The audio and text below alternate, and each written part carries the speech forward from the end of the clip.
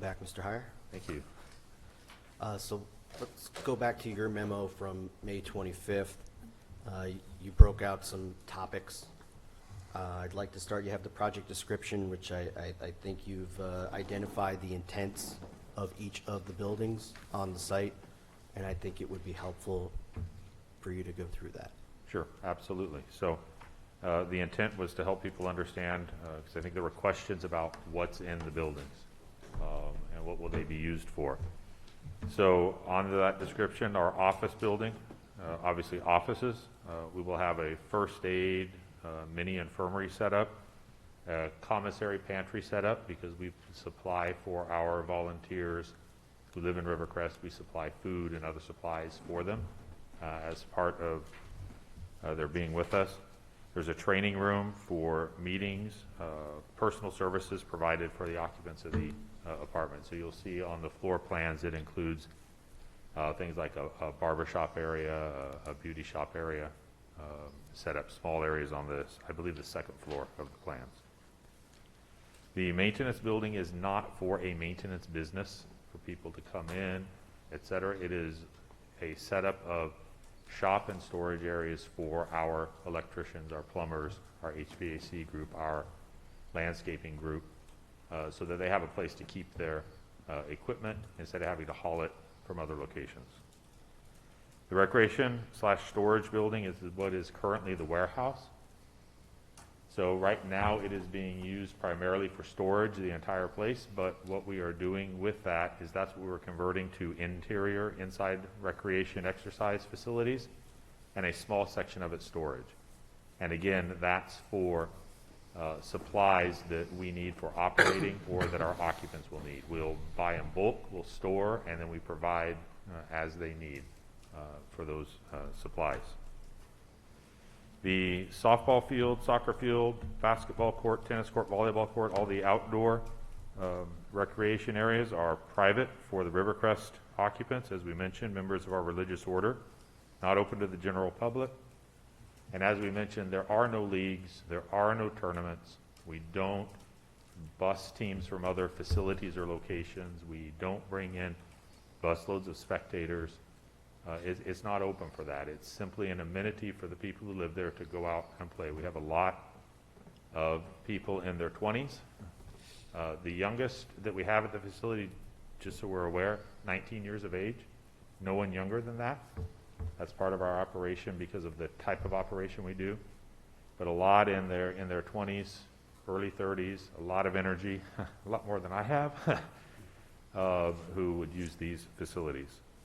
And then the pavilions, meditation areas, outdoor spots to be able to go out, have a picnic, spend some time with some friends, be able to enjoy some passive recreation. Maybe they want to throw a frisbee around or something like that, but that's the purpose of those areas. Also spots where quiet, away from the main development, that allows time for reflection, meditation, time to enjoy the beautiful views that are part of that property across the Hudson River.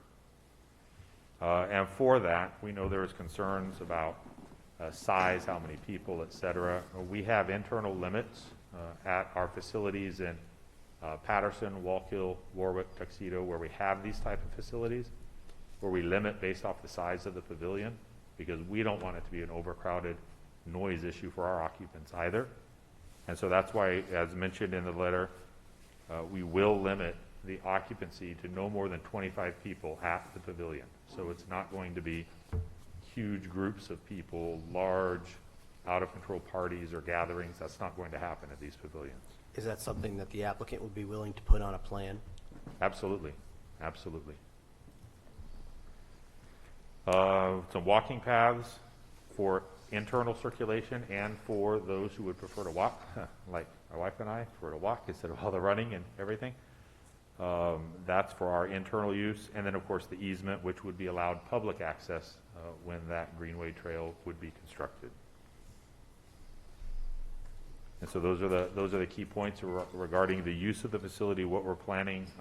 As mentioned, we will have fencing across the front, and that area will be, entrance will be controlled by, we're proposing to control it by access-controlled security gates, so that if you don't have the access key to get through, you're not going to be able to get into the facility.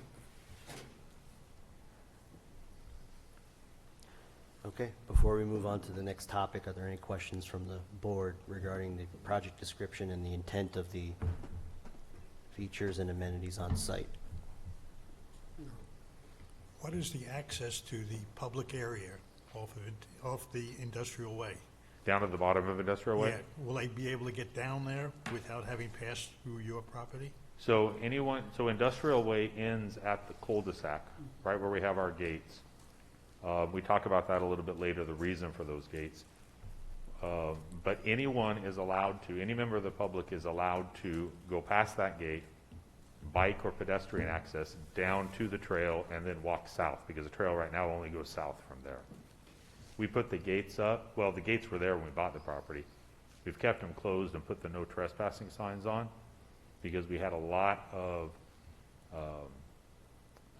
activity down there that we were not comfortable with. We had some vandalism down there. We had people coming down late at night, parking their cars and having little parties. And so we put that there. In the past, we've been asked about access, and we made it clear in the past that people can walk through there. That's an access point to the trail. That will continue. We have recently put up some temporary signage as we're waiting for some permanent signs to come that make it very, very clear that you are allowed pedestrian access to go through, because we want the neighbors to be able to do that. I have a question. What if there's an emergency down there? What if somebody needs the police, a fire truck? How are they going to get in? I'll put it this way. Right now, they can contact us, at the Rivercrest Clubhouse, and we will be able to let them in. Alternately, there's just a short distance if you go around on Brockway Road to where the old rail bridge is to get across. It's derelict bridge, but there's access to the trail there, and it's a very short distance between the two. So if for some reason there was a delay in us opening the gate, it would be very easy and quick to get emergency vehicles around the other way. I'm only going to make this one comment. If there is a problem, every second counts, and it doesn't matter if you have to go across the street. Mm-hmm. You still have to go across the street, Right.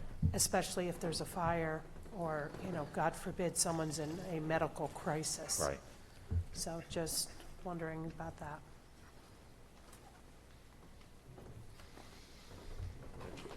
Michael DeMeo is our Director of Design. That's an excellent comment. Thank you for that excellent comment. I'm leaning in Sorry. like I can hear you better from my mic, which I can't. So what we have been considering is a bollard system that has a center post that folds down. So the bollard system allows for people to walk through, bikes to go through, but the post can be kept as a keyed device that then gets dropped down.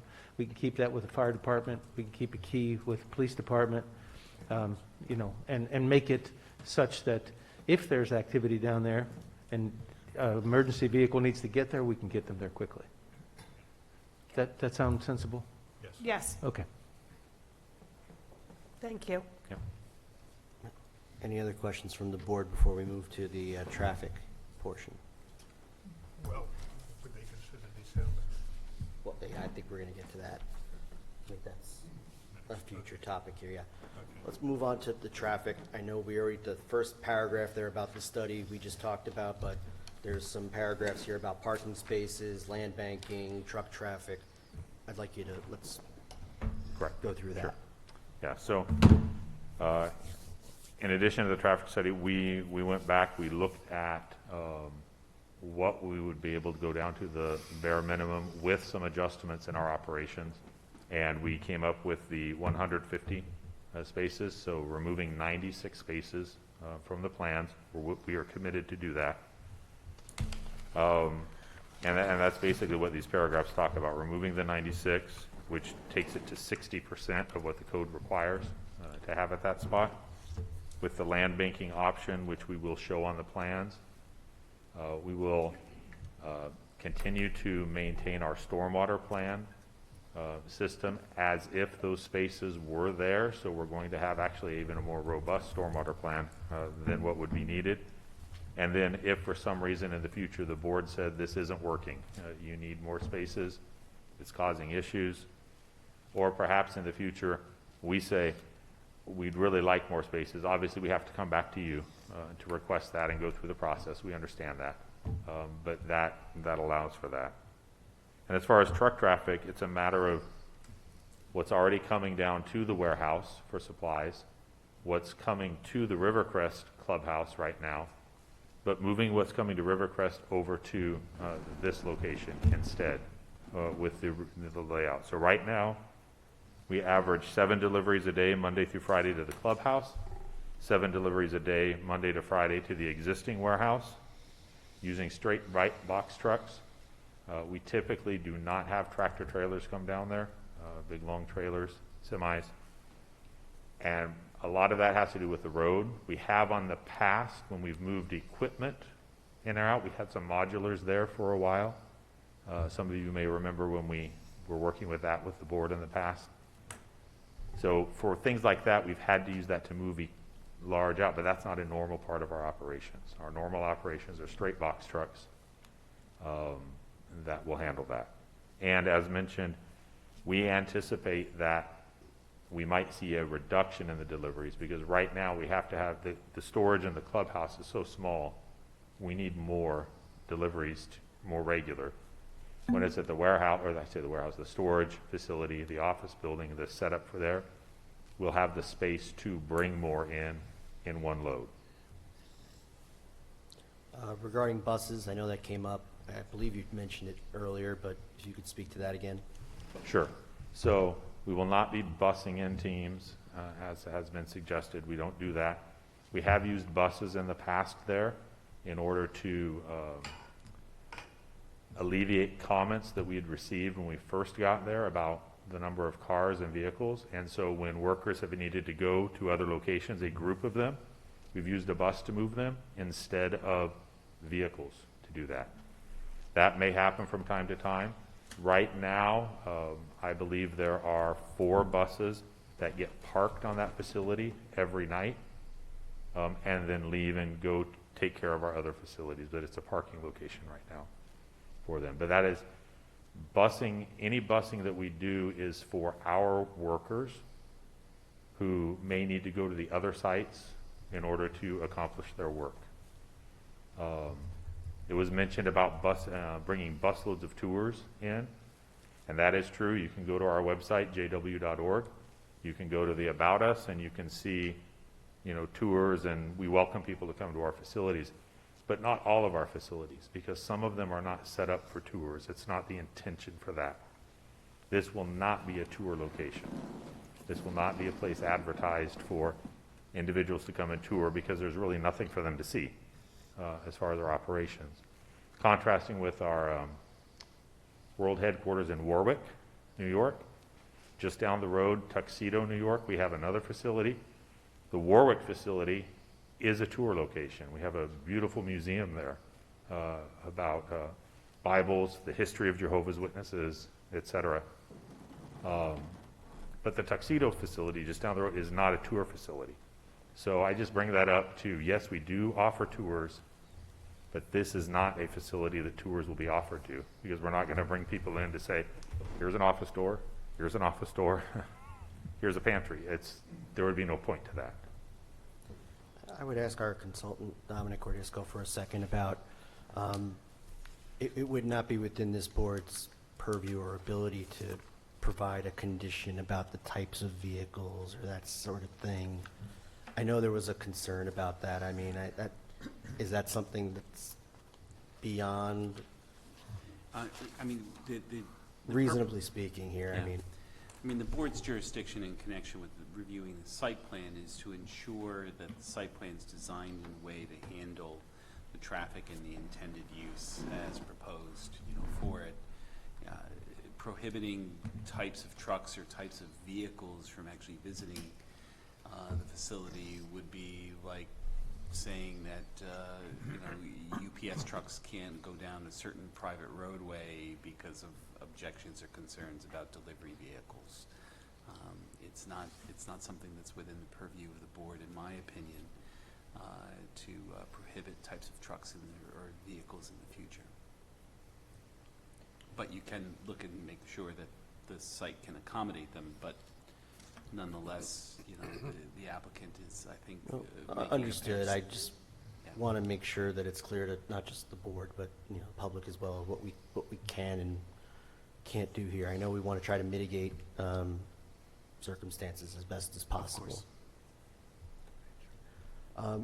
Regarding the, I'm Could we sorry. just have one more Yeah, comment on that? Go right please? ahead.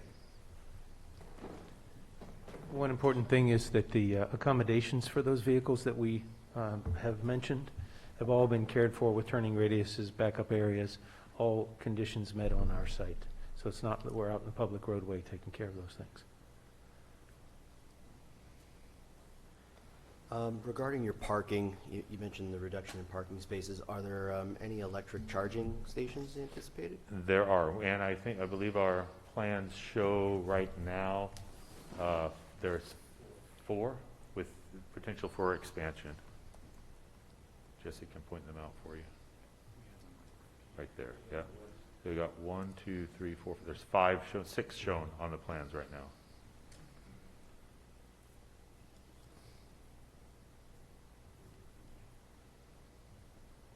Yeah, so you see right where the cursor's at, just to the north of the office building. The first 4 spaces will be electric charging set up, and then the next 2 are for future. As the plan shows right now. Obviously, with our parking plan changing, those might move to a slightly different location, but the plan is to provide for some now and allow for growth in the future. There were also And by growth, I mean additional charging stations. Yes. So there were also some comments made during the public hearing that I had picked up: planned road expansion, maintenance of Brockway Drive. I don't know if those are things that you could speak to tonight, but at the very least, if you could speak to that in the next memo, I think that would be something that was discussed tonight. And, I think that, would be something we'd like to hear about as well. Yeah, we'd be, we'd be happy to provide some comments on that, review it. Excuse me. Yes, ma'am. You talk about the parking spaces. Are those for, I just want to make sure everybody's clear. Are those for the residents that live there now, or for visitors? Or do we have other Jehovah Witnesses coming from other locations, and this is their work location? So this work location will be for those who live at the Rivercrest facility. And that's it? It's not, but yet some of Correct. the Rivercrest might go to another location, like Warwick or something, to Right, work. right now, some of them have to do that. Okay. The intention is so that we can don't eliminate have to that as do much that. as possible. Okay, With the understanding, like, for example, my job, I work with all of our facilities, so I might drive there to make sure something is permitted, et cetera, but I won't have an office here. It's not like I'm gonna be a regular worker here, and this is for the Rivercrest folks. okay. And then my other question was regarding the road as well. Roads need to be maintained. They need to be plowed. They need to, if we have storms, not that long ago, we had a storm and tons of trees came down. They have to be removed. So I'd be curious to see potholes filled, resurfacing. In some cases, pipes might be under there that get crushed, and they have to be replaced. How would that work? Would be a question, So we'll take a look at that and come back with a response Okay. on that, so. because you're using the I- roadway too. so- Correct, correct. I will say that from a standpoint of like and I think that the building department can speak to this as well, when we have had the storms that came through, the microbursts, the Yeah, but that's, tornado, I believe we were one of the first complexes to have all the trees cleaned up. We jumped on it right away to make sure that there were no issues, no dangers, clean it up, make it look nice again. So we're proud of the fact of the way we take care of our properties. And I understand that you're talking about the road specific, but I'm Yeah, just using. I understand, and Yeah, I do, yeah. I'm familiar, and I understand that, I would agree, you do maintain properties very well. This is not, I don't think this is, This is a public road. this is a different, this Yeah. is a different situation. This is areas where other people are using it, and what you're intending to do is going to have an impact, whether positive or negative, it is going to have an impact on other individuals. So, Understood, understood. We'll Thank be you. glad to review that, though. Yeah, Thank you. yeah, please. One of our folks is with us who lives there and reminded me that during the last storm that took down a lot of trees on Brockway, Yes. it was our people that went out and cut all those trees and chainsawed all those trees out of the way, took all the debris away. So it's our opportunity to be good neighbors too. Thank you. Any other comment from the board regarding the traffic portion that we just discussed? Or other mitigation measures that they may wish to see moving forward? I don't know right now. Excuse me, are there children on the site? There are no children, no one Oh, under so- the age of 19. Okay, so we don't have to worry about school buses? No, not on our site. I think we can move on to the Okay. lighting section. Very good. So with the lighting, obviously the neighbors wanting to make sure the lighting is properly done. So as we've been showing on on our plans since we've started, downlit, full cutoff, dark sky compliant. We're very interested in making, that's our standard at all of our facilities. We have from the start not shown any lighting on the softball or soccer fields because of the environmental easement. And we have no desire to penetrate and do anything to disturb that environmental easement. The lighting for the exterior basketball, tennis, and volleyball courts, we've committed to removing that. So it'll be gone. None of our exterior sports fields will be lit. You'll see that on the next plans. The pavilions on the north side of the property, one of the commenters from the north side had concerns about lighting from that because it is the closest pavilions to a residential area, and so we've removed the lighting from that, and you'll see that on the next plans as well as moving that pavilion as far south as we possibly can before hitting the environmental easement. So we're trying to get it away from them, remove lighting, and also plant some trees around the side of that. The parking areas, as with all of our facilities, 10 p.m., everything except for essential security lighting goes off. We don't maintain the lighting overnight as some facilities do. 6 a.m. in the morning, if it's dark. When it's light, it waits and, it's not going to be on when it's light outside. And that's controlled by controllers that are tied to the time, also tied to light sensors as far as dusk to dawn sensors. And then one commenter was concerned about the headlights coming out of the, get my directions right, the southeastern portion of the property, almost like a secondary entrance. And so we've, as we've said in here, we've committed to planting some trees along that for a distance so that we can effectively screen those lights. Again, it's not the primary entrance, but that doesn't mean somebody won't come out. And so we'll plant that evergreen buffer to block that from their view. Any comments from the board on that item? I think the light- I like that they've removed a lot of the lighting, so this is good. Oh, And I would mention, it's not in our note, but the lighting plan as it exists right now is even less lighting than what the code requires. So we're already starting but we are, again, committed to making sure that we're, to the extent possible, eliminating that, so.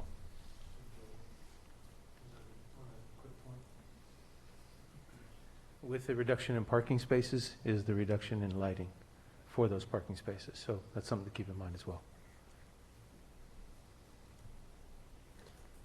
A lot of the residents that were here tonight and seem to be the same people, I seem to see the same faces, which is fine, they're very passionate, seem to want a wall Is that something that you would consider having a study to see if a wall would work better than trees?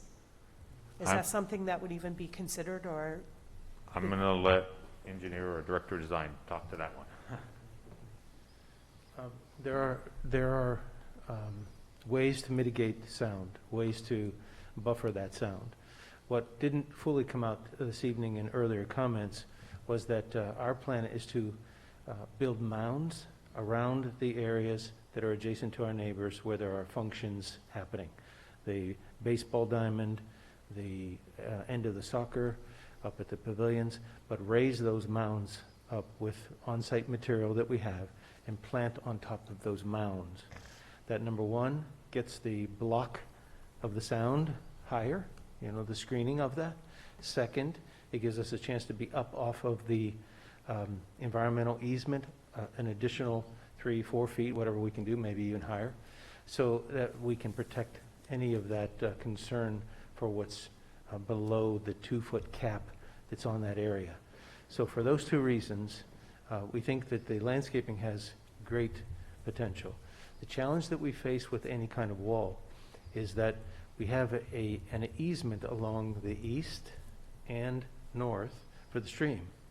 So to maintain wetlands and stream buffers, you can't build up to that, and it pushes the wall actually into the area of concern, environmental concern that you raised earlier in the meeting.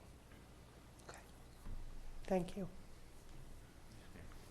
So I'm taking that as a no, that the wall is, there's not going to be a study for the wall. Please understand, we're here to be good neighbors. We want to do I what understand. is really helpful to our neighbors. We don't think that that's a buildable solution. Okay, So, but it doesn't mean that we're not willing to take a look at it. and for the, because please, forgive me, I really just want to get to really understand. Are you going to do a study for the mounds that you're putting? I understand the mounds, I get it. And I also understand how noise works. Sure. Noise travels pretty far. Yes, it does. I live a substantial distance away from the stadium, but the way the crow flies, I can hear them. Yeah. And I'm across 84 and a ways away, and I can hear them. Yeah. So I'm just trying to figure out if a study for a mound would work. We would be happy to consider what's been offered by or requested by the public here this evening. We'll take a look at that Thank you. and then come back to Thank you, you. hopefully in July, with some sense of the mounds, the wall, what would be in the best interest of our neighbors. Right. Is that okay? Okay. Well, you know the saying, fences make for good neighbors. So Walls in make lieu for, of a fence, we have to figure something else Yeah. out, because we want everybody to be happy. Sure. This sure. is a great community. You guys know it. The residents of Fishkill know it. Absolutely. I know it. Or perhaps even offer a mitigation of doing a sound study after construction. And if the noise levels reach a certain level after construction is completed, that some additional mitigation would be provided. I'd like to see the applicant at least provide maybe something in their plan to that extent, so that, once this project's done and it's still noisy, is there, perhaps a mechanism that could provide additional mitigation? So I'd like the applicant to at least consider offering something in that regard. Yeah.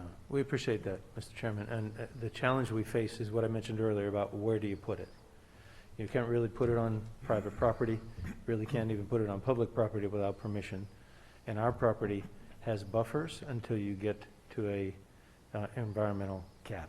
So we're going to struggle with that one, I'll just tell you very honestly, but it doesn't mean that we're not willing to look at It it. may be better than if you could show a sketch that Yeah, shows where, perfect. where you could, that it wouldn't impact a wetland, and then that way we could see, okay, this is really. Absolutely. Does not make any sense whatsoever, but I think at least to see it, that it's been like, okay, you got a wetland, you got a buffer here, it can't be done, We'd be I think happy to just do that. To see it Happy to would do be helpful, and also the idea of offering a mitigation measure post-construction if noise levels are reaching a certain level, that there's a placeholder or something that could, better protect the residents from noisy situations. And and I'll go right into the noise portion, because I did notice the hours for the field, 7 a.m. to 6 p.m. I'll be honest with you, 7 a.m. is not acceptable for me. And I'm not, I think 10 a.m. I mean, there are residents nearby. I know, I believe somewhere in your letter you mentioned, you know, using it in the vein of like a park, but it is not a park. I really would like to see, you know, at the last meeting I threw some times out, and to see 7 a.m. to 6 p.m.,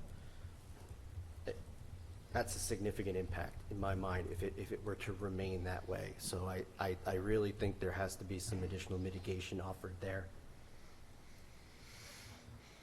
I guess from our standpoint, I understand what's being said. And the town parks that we looked at have softball or baseball fields. Some of them have houses right up against it, and the town has said, these are the hours that are acceptable. The communities, Holly Ridge, Overlook Point, Vista Point is actually the most liberal. But those communities allow for a dawn to dusk, which means that this time of year, courts that are right next to it that also include children could be at 5:30 in the morning out there playing. So we're trying to address try to find a reasonable middle ground here, because Understood. But I don't think you're listening to the nearby residents. well, if we were okay, I won't argue the point, because let- we'll please, look at it. Please, other board Yeah. members, please Yeah. speak up, because I'm the villain here speaking up. I mean, what do you guys think? I mean, geez. Okay. Yeah,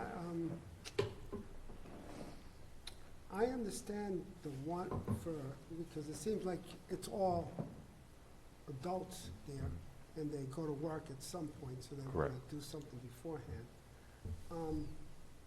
But 7 is kind of early for most people, you know, but I think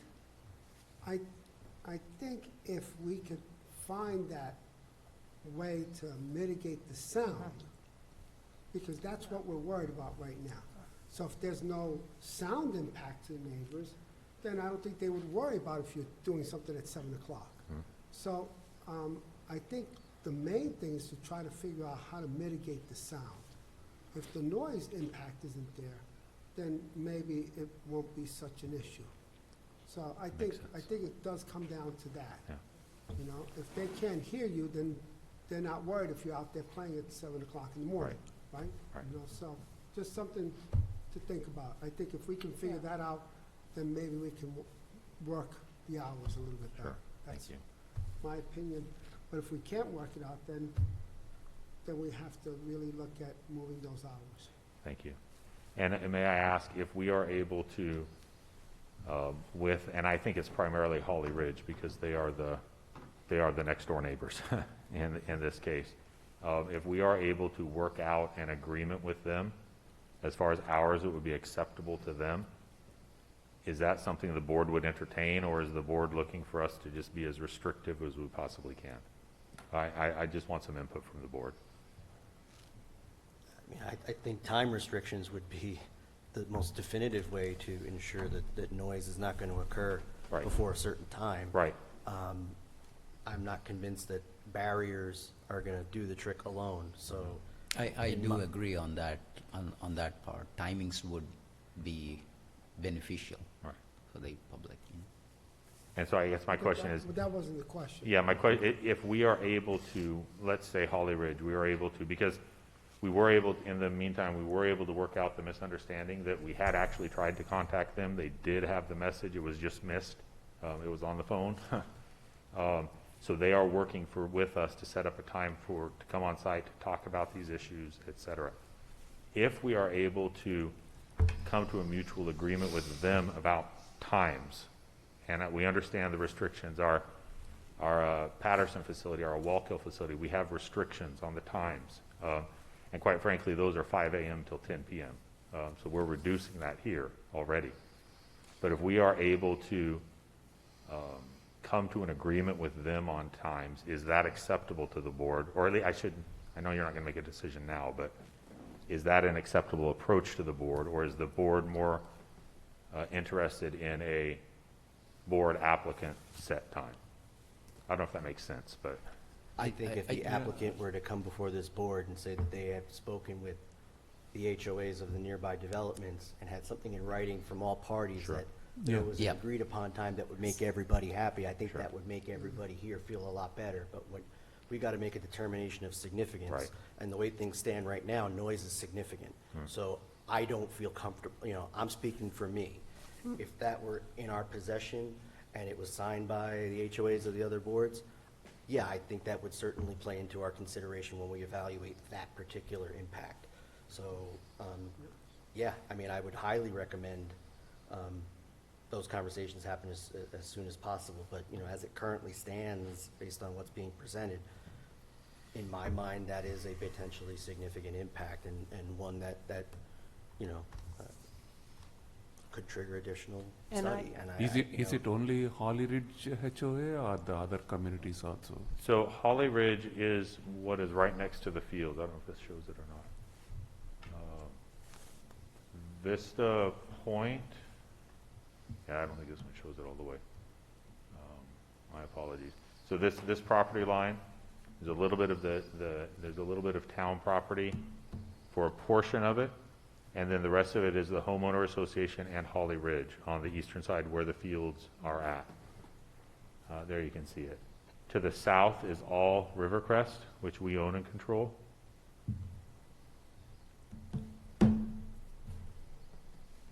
And Vista Point is there in the lower right-hand corner. So it's definitely Holly Ridge is the community that has the connection to where the ball fields are located at. Okay.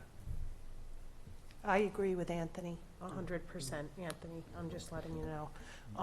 I think if you could come up with an agreement with them and they brought it in writing, and then also had some sort of something that, some way to mediate, if there's a problem going forward with noise, it gets too loud, or how can we fix it so that another problem doesn't arise? Right.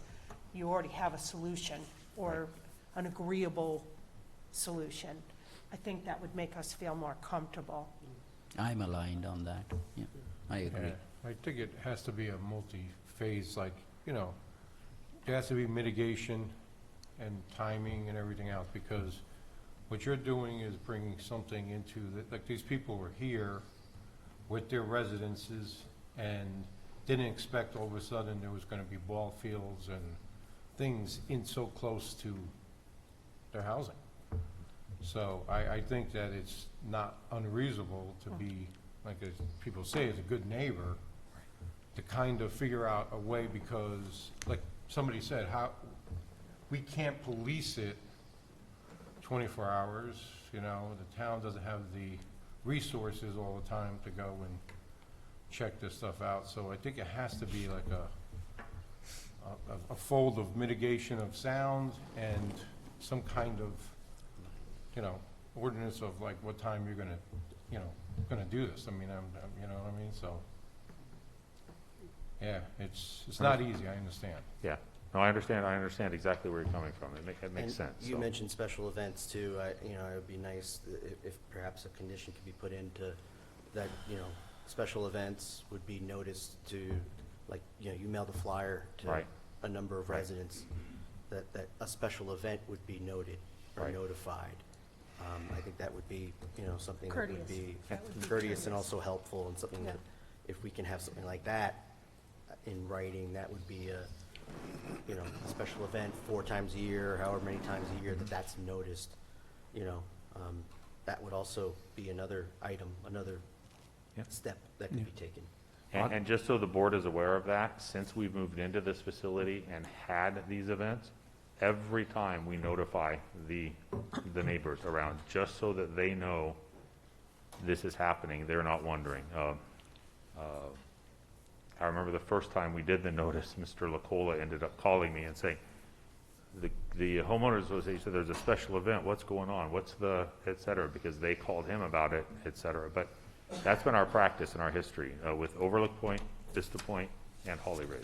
But the difference, and just, you know, forgive me, the difference is you didn't have the ball fields and Oh, understood, that yeah. then. So the Right. difference is the concern for the neighbors Right. is, again, the noise. Right. It's going to be the noise and the potential of the lighting, but I think more the noise. Right. And I get that, when you're used to being in a quiet area, having your, we all of us have had the neighbor that has the graduation party, the 50th birthday party, the whatever, and it's loud and it's annoying and you sit in your house and stew, but they just want to know that this is going to be okay. Right. So you have to Right. figure out how to make it okay. Understood, yeah, and we are going to look, like, we will look at the mitigation measures, we will look at what can we work with them on as far as timing. I just wanted the board to be aware that our efforts are to be a good neighbor there. We have a very good reputation in our other Hudson Valley communities where we're at, which I know we're starting new here, and that takes time to build up. Of course it does. But I just want the board to understand from our standpoint, our goal is to always be good neighbors. And we know that means you're not always going to see eye to eye on things, but you have to figure out how to compromise that and work with it. And that's, I guess, and part of the reason of my questions is to get some direction of what type of a compromise is the board looking for or is going to be acceptable to the board, because you know, we might come up with something that we think is great, but doesn't address something we haven't thought about. So, yeah. You keep saying the board, I- but really, Yeah. it's the residents of the community Right. where this is going to be happening, and we're facilitating, trying to help Right. that. Yeah. Yeah, sorry, I guess I'm not explaining myself, but I agree 100% with what you're saying, so I'll leave it at that, because Yeah. I do Yeah, agree with you. so, Because, yeah, Yeah. thank you for trying. I'm going to jump ahead because I know there's a few, we're running short on time, but security had been discussed. You had mentioned some of that already. We talked about that. Right. Greenway Trail access, you had discussed that. River access is something that was discussed. The tree buffer was also something that we had discussed. Right. The zoning, you you identify what the zone you're in, and if you want to speak briefly to how the properties have been used, but you mentioned it here. Manufacturing was how it was previously used. Correct. And could still be used today, but we're obviously not interested in that at all. And then the environmental with the cap, which we talked about with the trees, and you mentioned a raising, I guess, a buffer or Correct. a berm, I guess, so that. Correct. So, and then wetlands, is there anything on those topics that this board wants to discuss, mitigation measures or anything like that at this point? Because I'd like to get to, No, yeah, I think, I think we're pretty good. The main things we're talking about, I think you're addressing right now. And I'm glad if you could definitely talk to the other HOAs. And I think anytime an applicant can speak with the neighbors and come up with some ways that they can all coexist well is always a great way. It makes, at least me as a board member, feel much better about an application. and I would ask the board at the next meeting to, again, take another look through this memo and the one that we're likely going to get before the next meeting, and be prepared to have any mitigation measures that they'd like to see to discuss, because I think we spent probably more time than we needed to, but it was important that we have that discussion, so I'd like to try to streamline that in future meetings, so. But I think we would expect the same thing for the next meeting, a follow-up of some of the items that were discussed tonight, the newer topics. Right. And we could do that, go through that again. Absolutely. We have to do that. Would you also try and give us a distance from the field to the nearest house? Yes, and I believe that is in here.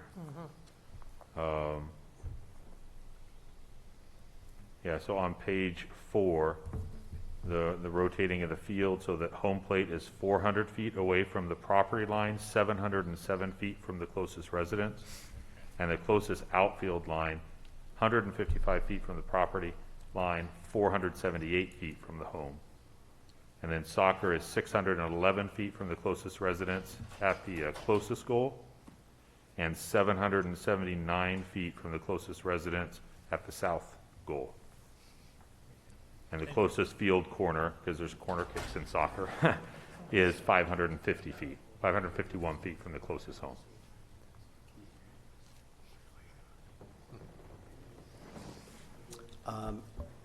John, you had a memo as well. I believe there was only a handful of items. Yeah, our comments really didn't change because, like they said, they're waiting to change their plans until they got full public comment. But just one thing came up. DEC submitted a letter dated May 18th. There wasn't really anything in there that we hadn't already discussed, but it triggered my memory. You guys prepared a endangered species report back in November. And one of the conclusions in that report discussed that when DEC weighed in on the project, it may trigger the need for an additional look. So I would just, I'm not sure that that's warranted, but I would defer to your environmental consultant on that. Just have them take a look at it and make sure that they've covered everything. We will do so. Thank you. I don't think there's any actions this board is going to take tonight, so. No, the only procedural thing was already accomplished, which was to hold the public hearing over. Yep. You know, I did want to, you were discussing earlier, and if I may make one suggestion in connection with noise, is one measure that the board might want to consider is that noise is obviously something very difficult to quantify, especially for a facility like this. If this was a warehouse with heating and air conditioning units on top, you can actually quantify what the noise is going to be at a certain distance as a result of those units, because we understand the decibel limits of that. And so, before concluding that a particular type of mitigation might be required or appropriate here or wanted even, is that another option for the board to consider would be a post-construction survey, noise survey, that would look at the noise impacts that would occur after the facility is built, after the facility has been used for a period of time, and then evaluate based on actual readings at that time, like what the noise levels would be at the property line, to see what the impacts would be, and to have the ability to require additional mitigation measures that might be warranted at that time. And that way, the board wouldn't be stabbing in the dark, as to what appropriate mitigation measures might be in addition to what's already being proposed. It's just something to consider. It's been done in a number of other towns. It's very helpful. It usually involves coming back either 6 months or a year after construction's complete or after a season, and having an actual study prepared by the applicant's consultants, which is then reviewed by the board's consultants, and then the board can make a decision at that time as to whether or not any additional mitigation measures are required.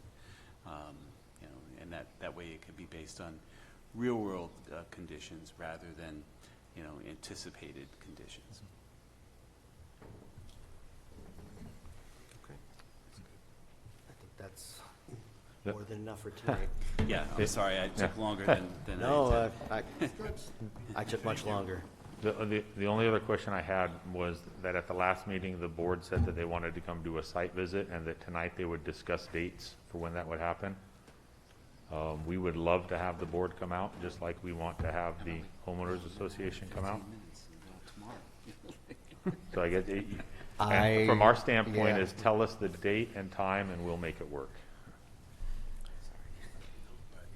Do you have any suggestions? Do you have any specific dates? Honestly. To come up with one right now, Can I make a suggestion, Andy? yeah. As